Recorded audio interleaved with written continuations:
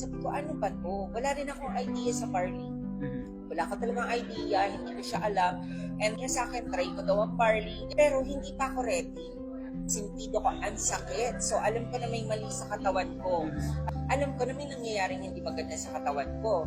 Nung lumabas yung result ko, I got diagnosed as a hypertensive stage 2. I was diagnosed as a pre-diabetic borderline para maging diabetes. Tapos mataas din yung cholesterol ko. I'm very prone sa heart attack.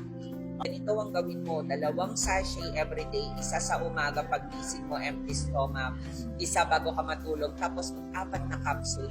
So after ko nun, sabi ko, nagbabago yung pakiramdam ko. Pag-take mo. Tuwala na ako sa barley and all. Magandahan kasi dito, they don't just into business it. They care about you.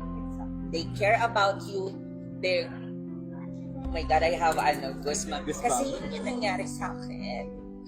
Naiyak tuloy ako. So, sobrang thankful lang ako kasi may JC.